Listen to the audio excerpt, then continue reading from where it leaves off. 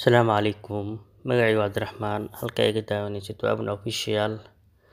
Muuqaalkan waxaa kaga sheekey doonaa sida macaamilka aad ugu dhigi lahayd qof mar walba adiga adeegta oo kuu soo noqnoqda. Fadlan channelka haddii aad ku cusub tahay subscribe saar si ay kuu soo gaaraan muuqaalada xiga insha Allah. Ganacsiga waxaad u baahan tahay inaad xoogga saarto muddada dheer. Helitaanka macaamiil cusub waa muhiim, laakiin u adeegidda macaamiishaada hadda jirta ayaa si wanaagsan u hubinaysa in meheradaadu ay leedahay il dakhli oo waarta. Waxay ku kici kartaa 5 jibaar ka badan ilaha dakhliga si loo soo jiito macaamiil cusub, halkii lagu hayn lahaa mid hore oo horay u jiri jiray oo adiga adeegi jiray oo ku ahaa customer. Markaad kordhiso heerka haynta macaamilka keliya 5%, faa'iidadaadu waxay kici kartaa 25% ilaa 95%. Way fududahay in la sii haysto macaamiisha halkii laga raadin lahaa oo laga aasaasi lahaa kuwa cusub.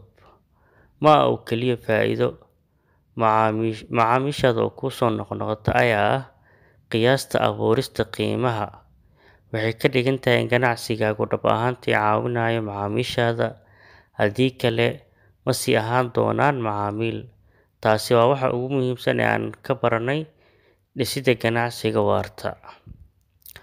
Muuqaalkan waxaan kula wadaagi doonaa talooyin si loo hagaajiyo heerka hayntaada macaamiisha hadda kuu joogta si aadan u sii weynin, waayo casrigani waa casri ku dhisan in macaamilkaada aad haysatid oo saaxiib aad la noqotid.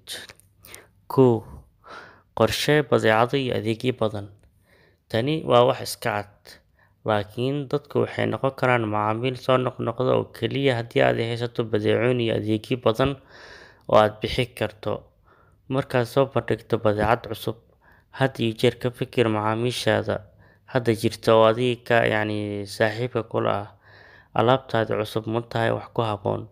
Haddaba, mar waliba maskaxda ku hay mustaqbalka. Waa maxay badeecadaha aad suurtagal u tahay inaad u soo bandhigto, ama inaad sameyso hadaf iyo istiraatiijiyad ku dhisan sanadle, taasoo aad ku qiimeyneyso heerka uu macaamilkaagu badeecadaada ku qaatay ama uu ku qancay ama uu ku gatay. 2. U adeeg macaamiishaada inta ay adiga kula joogaan. Waxaad rabtaa inaad macaamilkaaga safar la gasho. Markay bilaabaan iibsashada alaabtaada, waxaad rabtaa inaad siiso badeecooyin kala duwan. Si aad macaamiishaada ugu abuurto badeeco ama adeegyo badan oo waxtar leh oo wax ku ool ah, waxaad isweydiin kartaa xagee bay macaamiishaydu wax ka bilaabayaan oo xagee bay rabaan inay aadaan.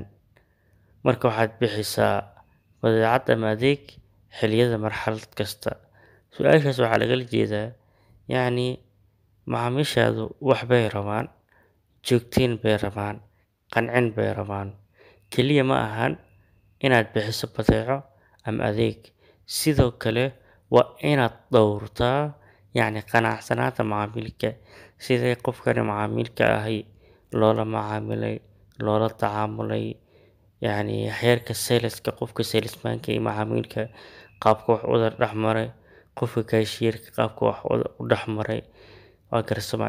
In aad marxalad walbo aad kontaroolshid.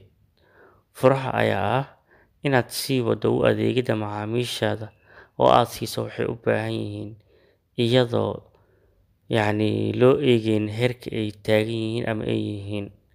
Marka waad isla koraysaan macaamilka oo waxaad wada noqonaysaan saaxiibo wada jir ah. 3. Si daacad ah u qiimee badeecadaada iyo adeegaaga. Ganacsatadu waxay horumariyaan adeegooda iyo service-kooda ama badeecadooda sababtoo ah waxay doonayaan inay noqdaan kuwo waxtar leh. Waxay bixiyaan qiimo dhab ah. Dad badan ayaa diyaar u ah inay lacag fiican ku bixiyaan badeecadahaada, kuwaasoo doonaya beddelidda noloshooda, inay maaweeliyaan, keediyaan ay ku keediyaan lacag ama ay lahaadaan ujeedo wax ku ool ah. Adiga markaad ujeedo wax ku ool aad leedahay, qofka macaamilkaaga waxaad u soo jeedinaysaa qaab aad ku soo jiidan karto oo aad uga dhigi karto qof adiga kaa adeegta. Mar walba waxaa ku dadaasha inaad badeecada markaad qiimeynayso, qiimo macquul gal aad ku qiimeyso, oo weliba si daacad ay ku helan tahay oo aadan ka badinin, oo ku qanci karo qiimo macaamilkaada uu ku qanci karo inaad ka dhigtid adeegaada ama productigaaga. Marka waxaad filanaysaa in macaamilkaada uu noqdo qof adiga kula saaxiib ah. Macaamiisha soo noqnoqda waa muhiim. Sii wad u adeegidooda. Inaad ganacsi sameyso waxay qaadataa waqti badan, lacag, fiiro gaar ah iyo wixii la mid ah. Intaad ku mashquulsan tahay soo jiidashada macaamiisha cusub iyo socodsiinta saadka ganacsigaaga, ma dayici kartid macaamiishaada adiga kuu soo noqnoqota. Haddii aad iibiso oo aad baxdo, ma sii doontid qiimo aad u badan. Qofna ma rabo inuu dareemo in hawada laga tago oo suuqa uu asaga kaligiisa cidlo ku noqdo.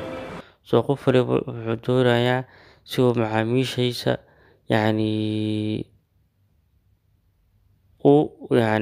u heesan lahaa, u kasban lahaa, oo u heesan lahaa ayuu qof waliba doonayaa.